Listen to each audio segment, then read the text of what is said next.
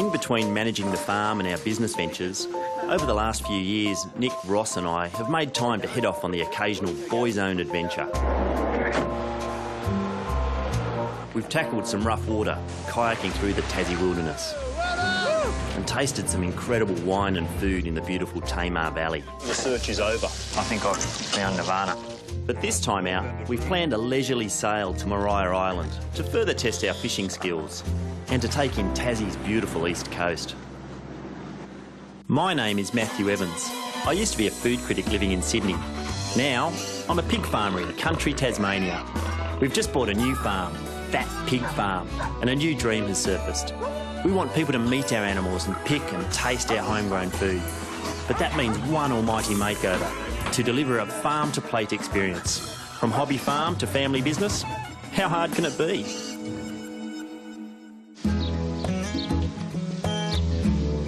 It's an early start for the boys and I to begin our sail up to Maria Island. About 100 k's sail northeast from the dock here at Kettering. Morning, Skipper.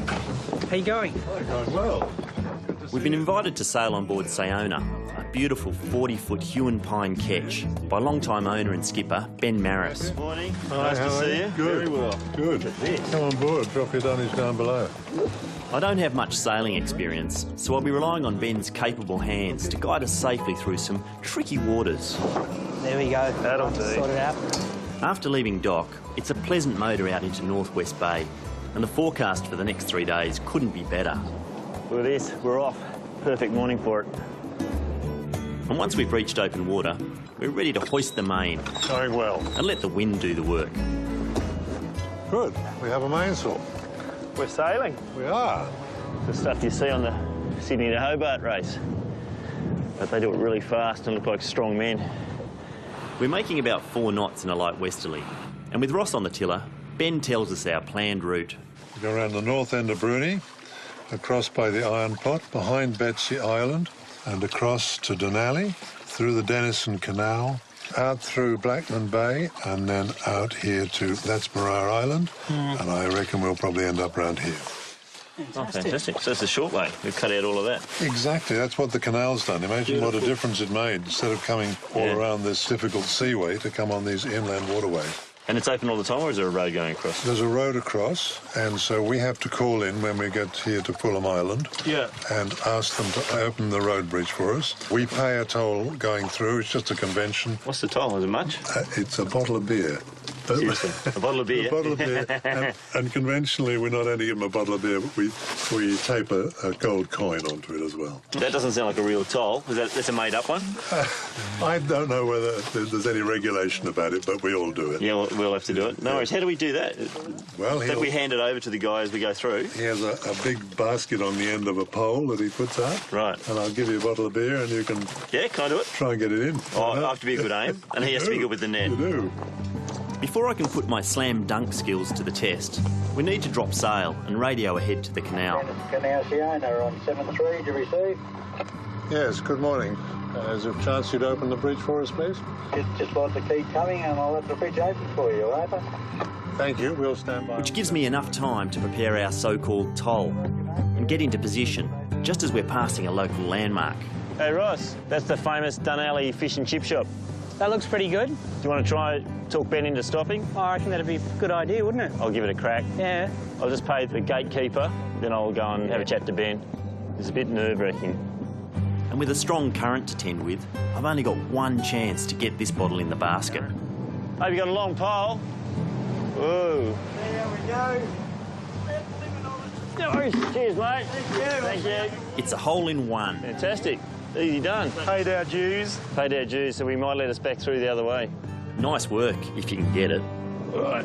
Oh, just got it in. Oh, good. Well done. Well done. Got one big favour to ask, though. We didn't bring any bait. I just noticed the little fish shop back there, and would you be OK if we just ducked up there and got some bait? Yeah, we could go into the Denali jetty up here. Fantastic. And then it'll be a little run back to great. get it. That's no Perfect. problem. And the other thing is, I know that they do some pretty good fish and chips. It might be the only fish we get on this trip. You know, we're considered some of the world's most sustainable fishermen. We take very little from the water. Hello, mate. Hopefully, we can snag a few this trip, but better to be safe than sorry. Just grab that dinghy, Ross. Quick, quick, quick. This man-made canal is a handy shortcut, funneling a constant flow of fishing and tourist boats. It helps keep afloat a nice little business in what would otherwise be a pretty isolated spot. Can I get fish and chips for 4 hungry fellas? Salt and vinegar with that? Yes, please. And its old-school formula isn't confined to the walls, with a must-be-fresh and local philosophy ensuring some of the finest, freshest seafood Tassie has to offer. Oh, how good does that look? And in the best fish and chip shop tradition, isn't it great to see what our lunch comes wrapped in? Beautiful. That's yours. Oh, great. We're in newspaper and all. Well done. Well Thank done. you. Yeah, no, the old style, man. And who better to ask for a few fishing tips than owner and long-time local, Bruce. Hey, we're heading up to Maria Island. Right. What are we likely to catch around there? Some of this flathead? Flathead already is coming from Maria Island. That's where it's been caught. What about the gummy shark? Oh, that was jagged this morning. The best shark there is, so you won't get any better. Better still, the fish doctor's got a secret bait mix all sorted. Try your luck with that, Nick. It's been frozen, but just put it in water and it'll be fine. Beautiful. No trouble. Thanks, mate. See you, mate. See you, Bruce. Dunalley Fish Market. It's a one-stop shop. Thank you. Back on board and there are 3 hungry sailors to feed. And let's not forget the captain. In there's flathead, trumpeter, and some calamari. All comes from where we're spending the next 2 days. What do you reckon? They're pretty good. They're a bit really good, isn't it? Very good. Tomorrow night, we're going to be eating our own fish. I'm not deep frying it. Yum. Not in a wooden boat, you're not. Here you go, Ben. Finish that off. It's all yours. 10 miles on, and with the locals discussing their lunch menu, we've reached the trickiest part of our journey, navigating through the very shallow Marion Narrows. So Ben's just negotiating his way through the shallows here. It's quite a narrow opening. Once we head out here, we're going to be out on the east coast, out in the open water. The wind will probably pick up. We can get our sails back up. There's Maria. And that's Maria. It's about a 15k sail to the island, and a nice westerly arrives right on cue. You want to put them up?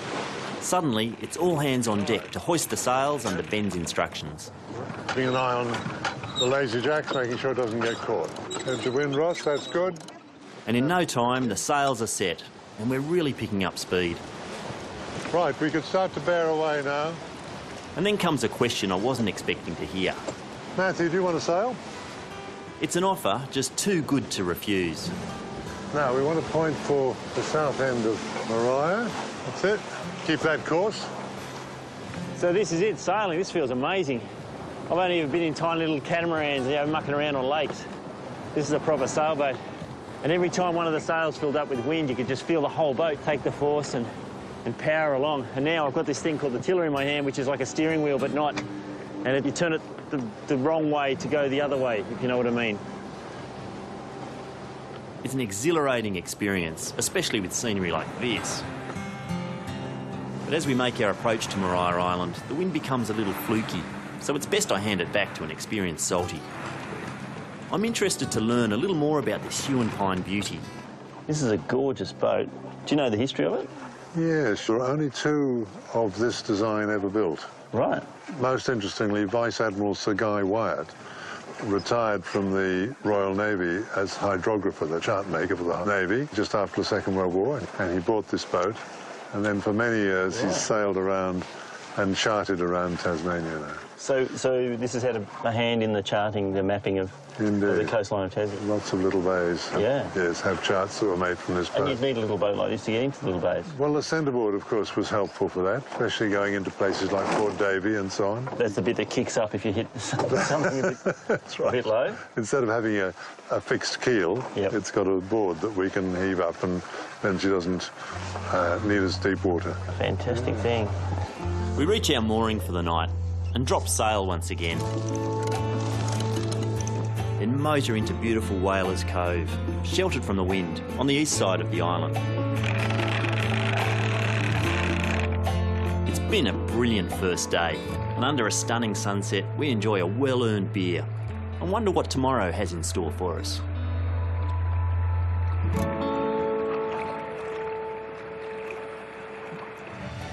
There's a whale. Oh, yeah. How'd you spot that? Did you see it? Yeah. That's unbelievable. This is what you dream of when you come out on a boat in this part of the world. Very lucky to see something like that.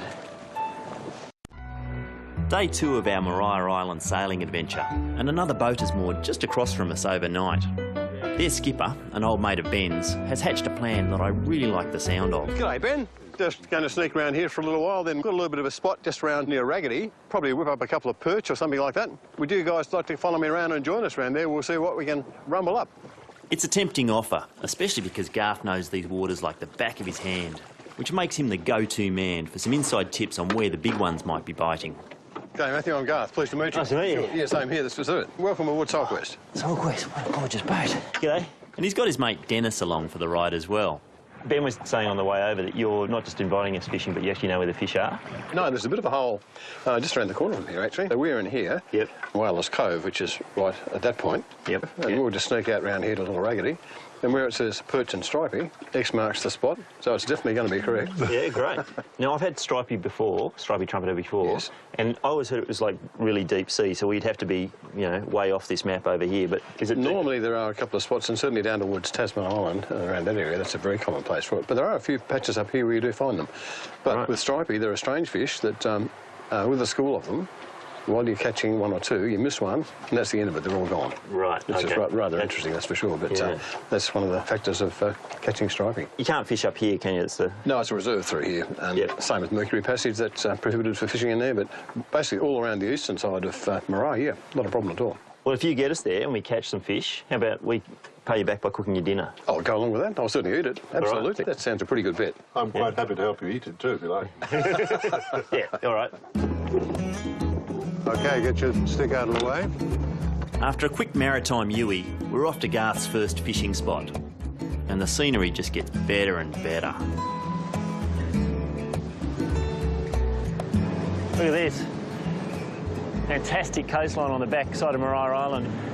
All this orange on the rocks, apparently from lichen that can handle the salt water. This is breathtaking. What an amazing view. Gorgeous, isn't it?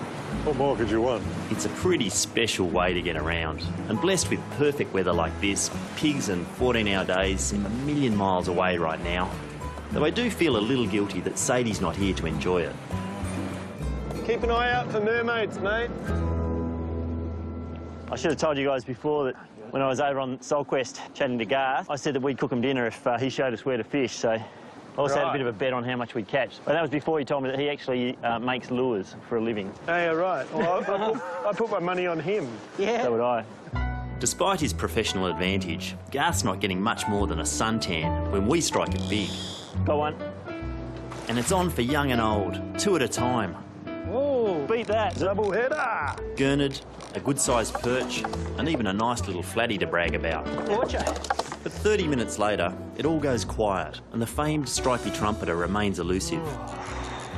Not all is lost, though, when a few unexpected and very curious visitors arrive to entertain us. I've never seen this many dolphins. Wow. Isn't it fantastic? Oh, they're gorgeous, aren't they? This is surreal. There's a whole pod, maybe 2 pods of dolphins just breaking the water, playing with the front of the boat. And look at them. Wow, so graceful. They're having an absolute ball, aren't they? Oh, I just want to jump in with them. How insanely good.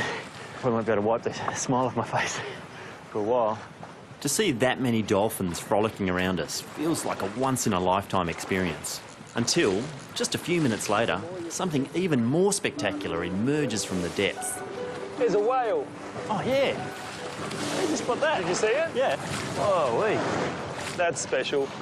There it Oh, goes. gosh, it's blowing. I thought I saw it out of the corner of my eye, and then I couldn't see it again. We stay 100 metres away, parallel to them, and cut our engines, when incredibly, they begin to approach us. Oh, it's a mother and a calf.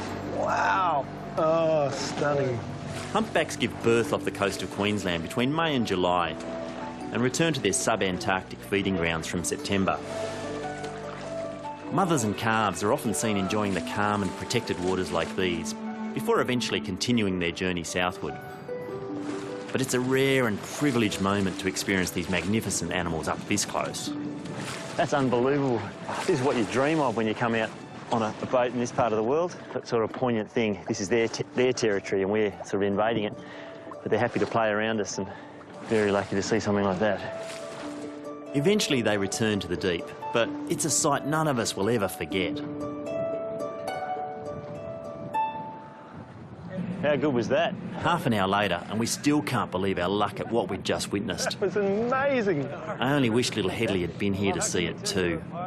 We're just heading back into where we stayed last night. We got a bit carried away. What a cracking day. We caught some fish, saw dolphins, and then to top it all off, saw those whales. But it left us a bit behind, so rather than going all the way around the island, it's going to be easier for us to duck back into that port. And with any luck, we'll be able to cook dinner on the beach. We caught a whole heap of fish. I reckon we've got heaps to cook for the other boat too. So it doesn't really matter about that bet. I think we all won. Seeing whales and dolphins. We drop anchor at Reedle Bay, and Nick grabs the chance to don his wetsuit and try his luck, diving for abalone.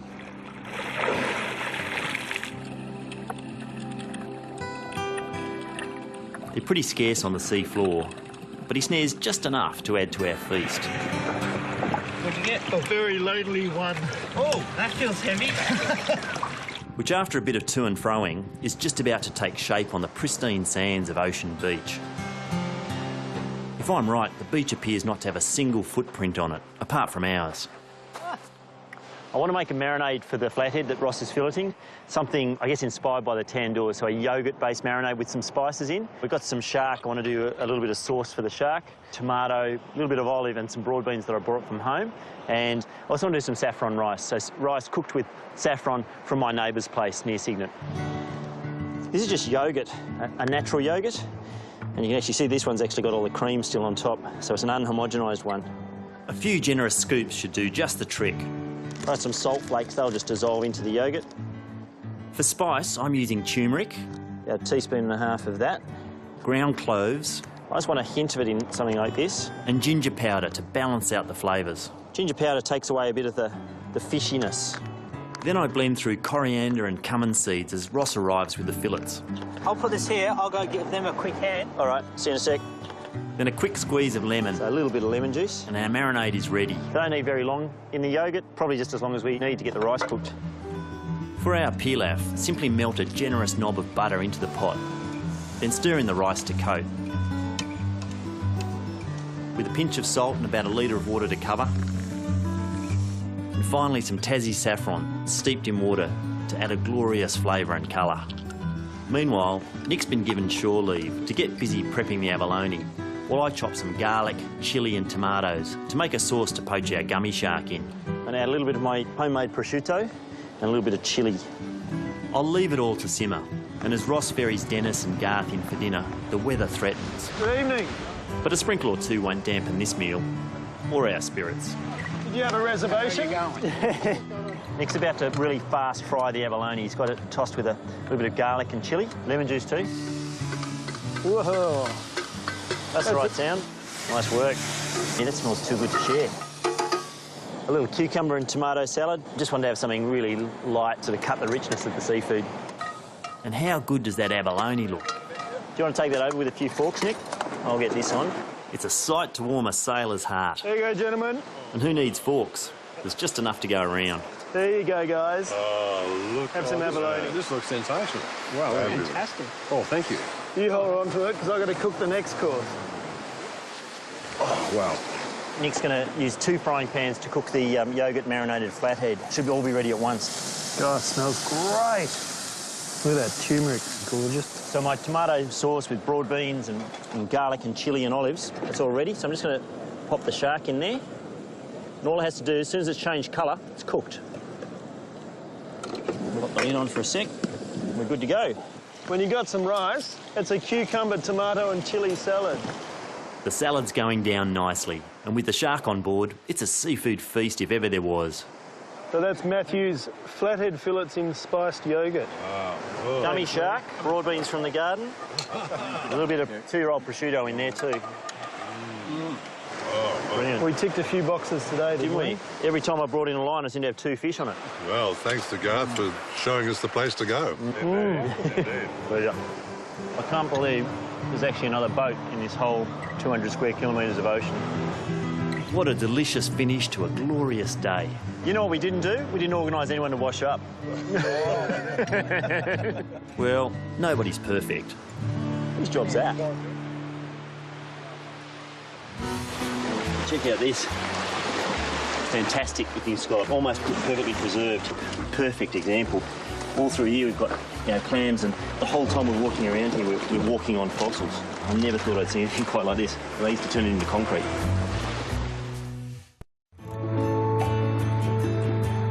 After 2 days exploring the calm waters around Maria Island, we're heading onto the island itself to stretch our sea legs and have a quick look around.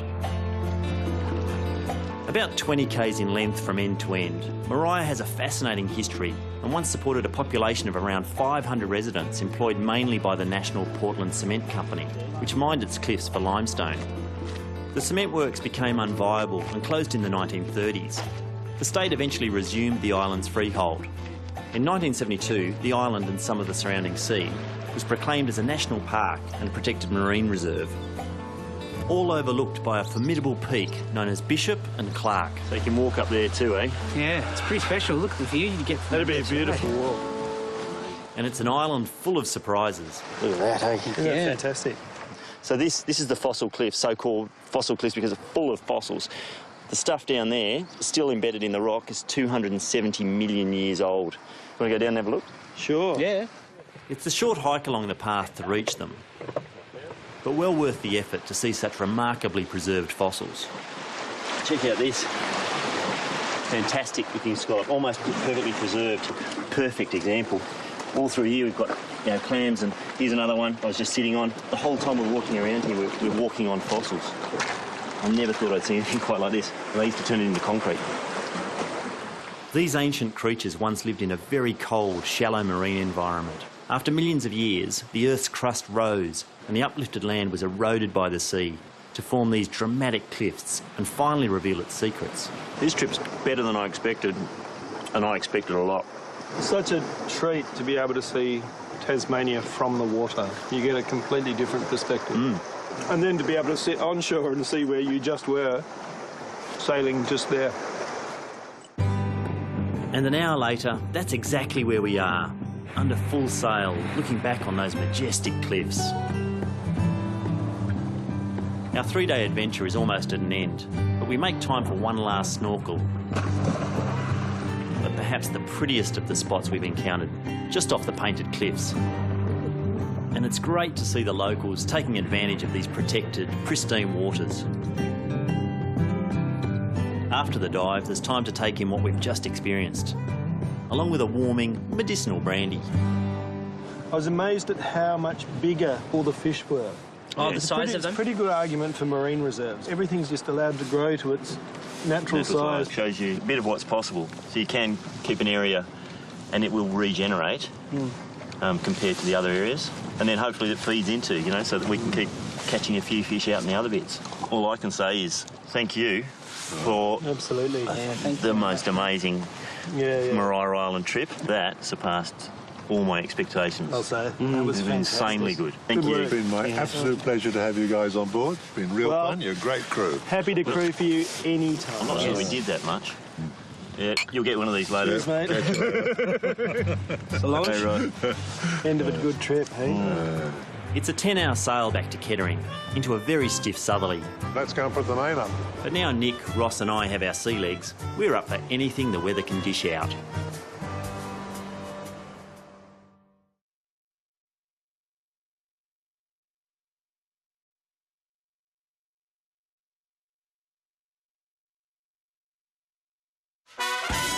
Next time, Sadie and I open Fat Pig Farm to paying customers. There's a bit of stinging nettle soup for you.